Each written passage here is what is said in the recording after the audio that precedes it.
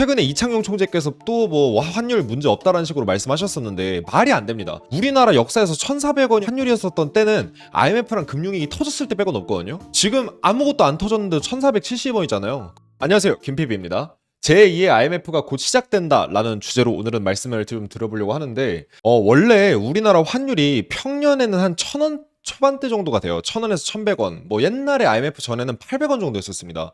환율이 굉장히 낮았었거든요. 그리고 아무리 많이 올라도 1,200원 이상 오르지 않았는데 보통 우리나라에 위기가 있을 때만 1,400원이라는 환율을 찍었었거든요. IMF 때나 금융위기, 닷컴 버블 이런 때 아니면 1,400원 근처도 안 갑니다. 근데 지금은 이제 1,400원이라는 환율을 우리가 당연하게 받아들이고 있는 이런 사회에 살고 있잖아요. 최근에 이창용 총재께서 또 뭐 환율 문제 없다라는 식으로 말씀하셨었는데 말이 안 됩니다. 우리나라 역사에서 1,400원이 환율이었었던 때는 IMF랑 금융위기 터졌을 때 빼곤 없거든요. 지금 아무것도 안 터졌는데 1,470원이잖아요. 그렇다라는 건 뭔가 터지면 2,000원, 3,000원 간다는 얘기이기 때문에 우리나라 원화가 펀더멘털이 굉장히 약해졌다라고 우리가 볼 수 있을 것 같아요. 대한민국 역사상 불변의 진리는 뭐냐? 1,400원은 위기 아니면 안 온다. 이렇게 좀 우리가 얘기를 해볼 수가 있겠는데 우리나라가 망하는지 안 망하는지 체크를 해보려면 두 가지 방법이 좀 있을 것 같아요. 환율을 먼저 체크를 해서 세계 경제 위기 징조 이런 것들이 있을 때 환율이 올라가기도 하고요. 한국 경제가 무너질 것 같으면 환율이 올라가기도 합니다. 왜 그러냐? 외국인 투자자들이 이탈하기 때문에. 이창용 한국은행 총재께서 뭐 서학개미들이 해외 주식 투자에서 문제다라고 하는데 다시 한번 말씀드리지만 세계 외환시장 하루 거래 금액이 1경원이고 우리나라 외환시장 하루 평균 거래 금액이 130조 원이에요. 130조 원짜리 시장을 어떻게 서학개미들이 조종을 합니까? 말이 안 되죠. 자, 근데 더 좋은 방법 중에 하나가 일자리입니다. 일자리. 우리나라 경제가 무너지는지 안 무너지는지 판단을 하려면 일자리가 많냐 없냐 이걸 판단하면 되는데 왜 그러냐? 일자리가 많이 없잖아요. 그럼 사람들이 직장을 못 구하니까 사람들이 돈이 없어서 돈을 안 쓰게 되고 이게 경제가 어려워지는 신호로 볼 수가 있어요. 그래서 일자리 지표를 굉장히 우리가 잘 열심히 보면은 이제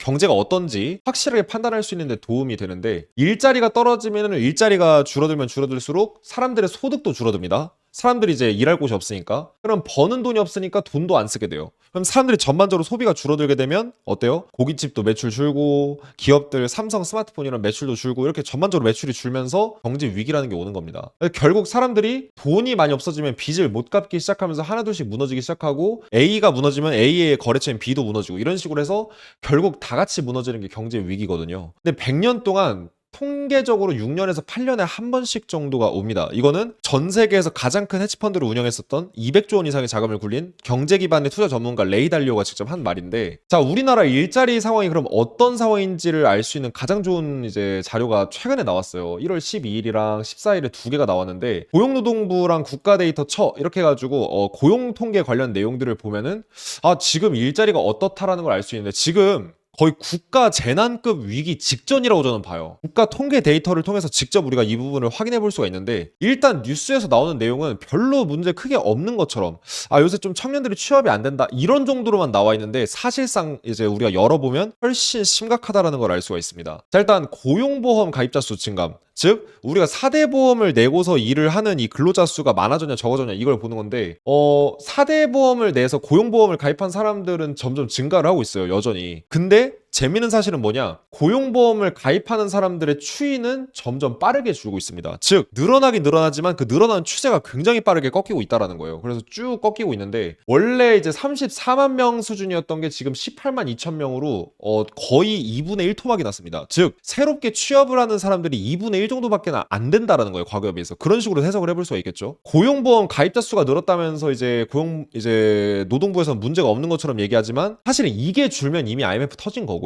전체 우리나라 근로자들이 다 무너진 거기 때문에 IMF가 이미 온 거고 사실 고용보험 가입자 수가 줄어드는 것부터 이미 취업자 수가 줄어들고 있다. 이렇게 볼 수 있기 때문에 사실상 경제 위기가 지금 이제 우리 목전 앞에 다가오고 있고 이미 경제가 위기 초입이다. 이렇게 우리가 해석해보는 게 전 바람직하다고 생각합니다. 이미 증감 추세는 감소하고 있고 작년에 실업급여 지급액만 실제로 12조 3천억을 냈어요. 그래서 역대 최대치를 기록을 했고 1인당 일자리 수도 0.39개로 최저치를 기록을 했습니다. 결국 어떻게 돼요? 실업급여 수령도 역대 최대치죠. 그러니까 사람들이 일자리에 이제 직장을 못 구하고 잘리고 직장을 계속 못 구하니까 실업급여도 받는 거 아니에요. 그러니까 그만큼 지금 일자리 구하는 게 힘들다 풀린다라는 게 다 여실히 드러나고 있는 거죠. 근데 지금 일자리가 생각보다 빠르게 증발하고 있습니다. 왜 그러냐면 고용24의 구인 배수를 보게 되면 신규 구인하는, 그러니까 사람들 채용하는 수랑 사람들이 이제 직장 구하는 거랑 요 수를 비교해 보면은 구직자 대비 구인 비율을 볼 수가 있는데 지금 0.39개입니다. 실제로 앞에서 기사를 본 것처럼 1인당 일자리가 0.39개밖에 안 돼요. 좋은 일자리를 위해서 더 치열하게 경쟁해야 되고 중소기업들은 오히려 사람들이 지원을 안 해서 사람 뽑기가 힘든 이런 상황이 되어버렸다는 거예요. 그러니까 고용보험 가입자들도 유지가 안 되고 있고 이렇게 계속해서 증감 추세가 감소하고 있으니까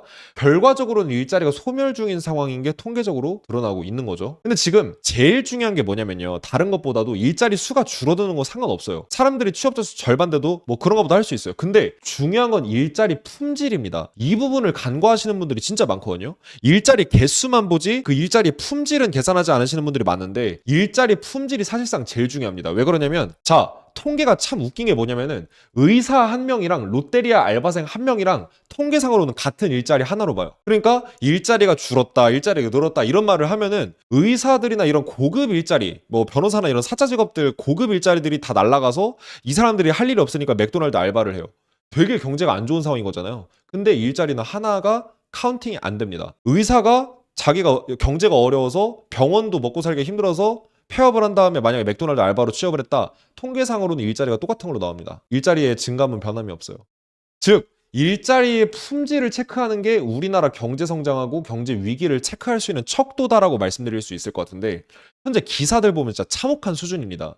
지금 일하는 노인이 700만 명을 첫 돌파했대요. 노인분들 중에서 일하시는 분들이 엄청나게 많아졌습니다. 그 다음에 65세 이상 고용률이 40%를 돌파했대요. 즉 노인분들이 생각보다 많이 일을 하고 있는 거죠. 근데 어느 정도냐, 65세 이상 고용률이 OECD 국가 중에 1인데 얼마나 차이가 나냐면 OECD 평균에서 65세 이상 고용률이 13%인데 우리나라는 37%로 거의 3배입니다. 3배. 노인들이 다른 나라보다 우리나라 노인들이 3배 이상 더 많은 사람들이 일을 한다라는 거예요. 그리고 노동 참여율도 2011년만 해도 37%였는데 지금 2025년 14년 만에 49%로 늘어났습니다. 즉 노인들이 다 일을 하는 거예요. 이게 말이 안 되는 상황인데 그러면 청년들 일자리는 어떻게 됐을까요? 청년 취업 37개월째 감소. 노인 일자리랑 청년 일자리가 같이 늘어난다는 건 좋은 걸 수도 있어요. 왜 그러냐? 국가가 잘 돌아가고 기업들도 먹고 살기 좋으니까 둘 다 일자리가 다 늘어나는 거죠. 근데 청년 일자리는 다 싹 다 날아가고 있는데 노인 일자리만 늘어나고 있다. 절대 좋은 신호가 아니죠. 그래서 20대랑 30대 쉬었음이라고 말하는 청년도 71만 명. 지금 일자리를 구직하지 않고 아예 쉬었다라고 대답한 사람이 250만 명입니다. 우리나라에. 아예 그냥 일자리 구하는 걸 포기해버린 사람들만 250만 명이라는 거예요. 우리나라에. 우리나라 인구의 5%죠. 그리고 공공부문마저 청년 채용 얼어붙었다. 그래서 20대 일자리가 3년 연속으로 공공부문 일자리에서도 감소를 하고 있고 실업률이 우리나라 4%대인데 지금 청년 실업률은 6%대입니다. 청년 실업률이 더 높아요. 그래서 취업 준비를 올인해도 일자리가 없어서 못한다라고 얘기를 하죠. 그러니까 지금 청년 일자리를 노인 일자리로 지금 싹 다 대체되고 있는, 이건 사실 국가가 어느 정도 의도할 수 있거든요. 국가가 청년 일자리 늘리고 싶으면 늘릴 수 있어요. 정책을 통해서. 근데 왜 노인 일자리만 많이 늘어나고 있냐? 정부가 뭔가 의도를 하고 있기 때문에 그렇게 늘어나고 있는 거거든요. 자, 쉬었음 아니라 준비 중인 청년으로 노동부가 명칭을 바꾼대요. 이거 무슨 의도일까요? 통계상으로 자기가 일자리를 아예 구할 의지가 없는 사람들이 지금 전체 인구의 5%예요. 그러니까 쉬었음이라고 표현하는 게 맞거든요. 근데 그거를 노동부에서 준비 중인 청년으로 이름을 바꾼대요. 그러니까 마치 구직을 준비하는 것처럼 말을 장난을 칠 거라는 거죠. 근데 여러분들 잘 생각해 보시면은 왜 지금 노인들 일자리를 많이 챙겨주냐? 자, 잘 보세요. 청년 일자리, 청년들은 월급 200만 원 준 다음에 일 안 해요. 300만 원, 400만 원 줘야지 일을 하잖아요. 그러니까 아무래도 생산성 있는 일자리가 필요할 겁니다. 근데 지금 나라 경제가 무너져가고 있으니까 생산성 있는 일자리를 만들 수가 없어요. 그럼 일자리가 싹 날아갈 텐데 이거를 메꿀 수 있는 방법이 뭐냐? 정부의 예산을 동원해서 월에 30만 원, 50만 원 노인분들 용돈 챙겨드리는 일자리를 만들잖아요. 그러면 일자리 수는 오히려 증가한 것처럼 나옵니다. 완전 이거 사기예요, 사기. 게다가 노인들의 정치 관심도나 인구수 이런 것들도 아무래도 청년들보다 많은 편이기 때문에 노인들 챙겨주면 다 자연스럽게 표심이 자기들한테 올 수 있잖아요. 그러니까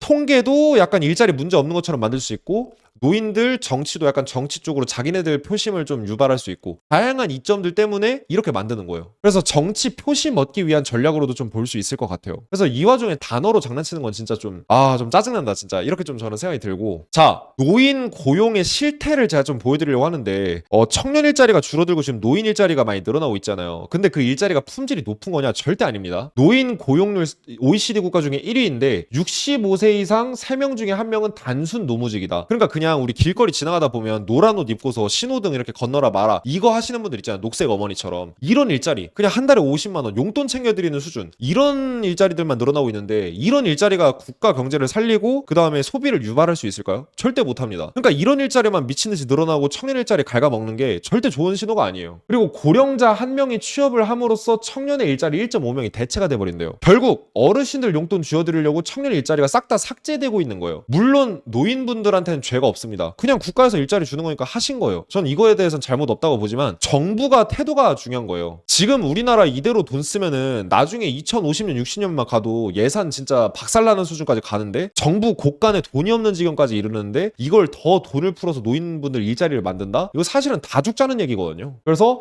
나라가 출산율 감소에 적극적으로 실질적으로 기여하고 있는 것과도 다름이 없습니다. 출산율이 저조해지면 저조할수록 정치적으로 이득을 보는 세력들이 있는데 그런 세력들이 이렇게 만들고 있는 것은 아닌가라는 좀 강력한 의심이 되고요. 자, 그럼 일자리가 많이 늘어났어요. 어쨌든 많이 늘어난 부분이 있고 적게 줄어든 부분이 있는데 많이 늘어나는 부분이 어디냐? 보건복지. 압도적으로 늘어났습니다. 나머지 모든 업종들을 다 합쳐도 보건복지 일자리만큼 늘어난 거에 될까 말까요? 제조업이나 건설업, 우리나라에서 핵심을 차지하고 있었던 모든 산업들은 지금 죽어가고 있고 보건복지 일자리만 늘어나고 있습니다. 근데 이게 증가하고 있는 게 절대 좋은 게 아니에요. 이게 왜냐면 나라 돈으로 만든 가짜 일자리입니다. 왜 그런 줄 아세요? 자, 일단 주요 제조업, 우리나라는 제조업 베이스 국가이기 때문에 제조업이 되게 중요하거든요. 제조업 가입자 수 증감은 전체 다 쳐봤을 때 마이너스 2만입니다. 식료품이건 뭐건 다 했는데 다 이제 이만큼 늘어났고 요 늘어난 거의 6배가 제조업 증가분의 6배가 보건복지예요. 근데 심지어 제조업 전체로 통계로 치면은 2만 개 정도 일자리가 날라갔습니다. 제가 계산을 해보니까. 즉 제조업에서 증가한 업종만큼만 따로 빼가지고 합쳐도 그 6배에 달하는 게 보건복지 일자리가 늘어난 거예요. 그러니까 나라가 망해가는 게 확실하죠. 왜냐면 이 보건복지 일자리는요, 나라 돈으로 만든 가짜 일자리인 게 뭐냐면은 보건복지 일자리는 정부 재정으로 뭐 국고나 지방비나 보험재정 이런 것들을 투입을 해가지고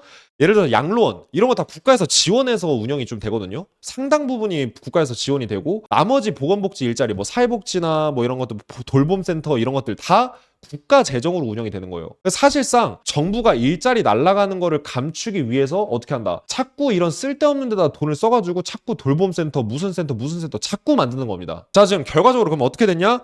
건강보험공단 2028년에 건보재정 싹 다 소진된다 하잖아요. 건강보험료 그럼 또 올라갈 거 아니에요. 돈 많이 버는 사람들은 건강보험료도 미친 듯이 많이 냅니다. 고액연봉자들. 근데 국민연금도 올라가는데 이제 건강보험료도 올리겠네요? 좀 있으면 고갈되니까? 진짜 저는 이 나라 돌아가는 꼬라지 보면 너무 답답하다는 생각이 들어요. 여러분도 어떻게 생각하시나요? 그러니까 이거 왜 소진되냐 이거예요. 나라 돈 다 썼으니까 소진되는 거 아닙니까? 자꾸 쓸데없는 데다 돈을 쓰니까. 근데 지금 우리나라뿐만 아니고 세계적으로 일자리 붕괴가 이제 시작이 됐기 때문에 정말 세계 경제랑 우리나라 경제뿐만 아니라 전 세계 경제가 다 어려워지고 있는 시점인데 미국 같은 경우에 미국 기업 파산 금융위기 후에 최다치를 기록했고 일본 같은 경우에 약 10,000개 정도의 일본 기업이 파산 위기에 처해 있다. 이것도 금융위기 이래 최대치로 알고 있고요. 독일, 유럽의 핵심 국가인 독일도 지금 기업 파산이 20년 만에 최악입니다. 한국 같은 경우에도 어음 부도율 최고치 기록했습니다. 작년에. 그래서 작년 상반기 기준 법인 파산 신청 역대 최대치를 기록했습니다. 지금 전 세계 기업들이 다 무너지고 있어요. 왜 그러냐? 경제가 정말 심각하게 어려워져 가고 있기 때문에. 주가 지수만 보면은 되게 잘 날아가는 것 같지만 사실상 반도체랑 AI 기업들 빼고는 다 지금 힘들어요. 근데 이 양극화가 심해지다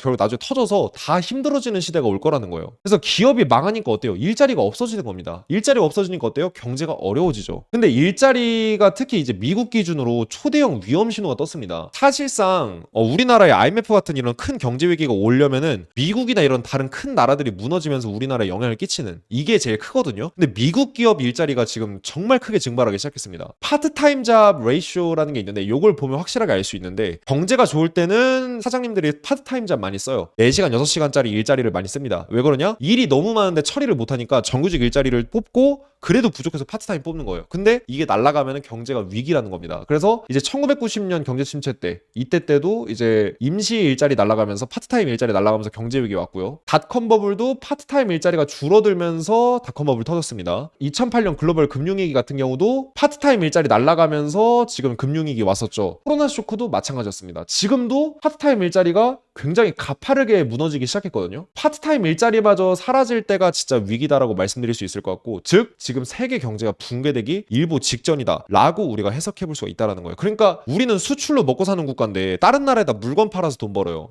다른 나라 기업들 다 무너지고 지금 기업들이 더 어려워져서 이제는 정말 뒤도 돌아보지 못할 정도로 지금 망가지고 있는데, 그럼 결과적으로 우리나라 경제도 크게 무너질 수가 있다라는 거죠. 한국은 특히 주요 선진국 중에서 가계부채 리스크가 굉장히 큽니다. 이런 시기에는 가계부채가 크게 갖고 있는 나라들부터 더 크게 위험해지거든요. 그리고 원화 붕괴도 다른 나라에 비해서 너무 힘듭니다. 너무 심각한 수준이에요. 전 세계에서 꼴찌에서 5번째래요. 우리나라 통화가치 무너지는 게. 우리나라 통화가치 파키스탄, 말레이시아, 인도네시아, 태국, 미국, 유럽, 프랑스 모든 국가들 다 비교해봐도 우리나라 통화가치가 제일 빨리 무너지고 있어요. 즉 우리나라가 전 세계 경제가 어려워지면 더 크게 붕괴될 가능성이 높다라는 겁니다. 즉 그 말은 바꿔서 말씀드리면 대비하지 않으면 우리가 이 시장에서 살아남을 수가 없다라는 거예요. 그래서 IMF 때도 보면은 IMF 터지는 때가 1997년 하반기 때인데, 이때가 이제 IMF 구제금융 받으면서 대중들이 와 경제 위기 진짜 왔구나 라는 걸 알았을 때인데, 사실상 주가 지수는 한 2년 전부터 떨어지기 시작했었어요. 그래서 나중에 주가 지수가 바닥 찍을 때 다 돼서야 국민들이 알았거든요. 즉 제가 말씀드리고 싶은 게 뭐냐면, 위기라는 건요 주가가 올라간다고 해서 안 오고 있는 게 아닙니다. 조용히 시작이 되는 거예요. 근데 지금 이미 우리한테 다가오고 있어요. 기업들 다 무너지고 있습니다. 지금은 경제가 이 정도 무너졌으면 보통 주가도 빠져야 되는데, 주가는 오히려 기형적으로 오르고 있는 굉장히 이상한 시장이긴 합니다. 그래서 대중이 이미 위기를 알았을 때는 이미 늦다라는 거예요. 늦었다라는 겁니다. 그래서 IT 시대이기 때문에 지금 IT 시대고 하다 보니까 기업들이 무너지더라도 지금 뭔가 빅테크 기업들로 버티는 것 같은데, 그럴수록 경제 무너지면서 주가 무너지면 더 크게 한 방에 무너질 수 있다라는 생각도 저는 들어요. 그래서 이렇게 한국 경제가 특히 빠르게 몰락 중인 상황에 원화 가치도 붕괴되고 있는데, 이런 상황에 우리가 아무 대비책 없이 그냥 손 놓고 있으면 정말 우리 진짜 크게 힘든 시기가 올 수도 있어요. 그래서 원화 가치를 방어함과 동시에 부의 사다리를 탈 수 있는 100년에 한 번 올 만한 기회가 우리에게 다가오기 때문에 요거를 꼭 잡자라는 어떤 그런 마음으로 제가 좀 강의를 해드리고 싶거든요. 그래서 월말에 제가 무료로 이 부분에 대해서 강의를 한번 해드려 볼까 합니다. 1월 연초 월말 특강으로 환율 붕괴 투자 전략이라는 주제로 1월 29일 목요일 오후 9시 30분에 경제한김 PB 라이브에서 이 부분을 한번 다뤄볼까 합니다. 저희 라이브에서 지금 정도 수준으로 환율이 무너지면 10년 뒤에 재산이 90% 증발할 거다. 그리고 화폐 가치가 붕괴했던 우리나라랑 비슷했던 다른 사례들 결과, 그리고 이 상황에서 살아남고 경제적 자유까지 얻을 수 있는 유일한 방법, 요거에 대해서 한번 말씀드려 볼게요. 1577-0471로 특강 이렇게 문자 보내주시면은 이거 수강하실 수 있는 링크 보내드릴 테니까 많은 참여 부탁드리겠습니다.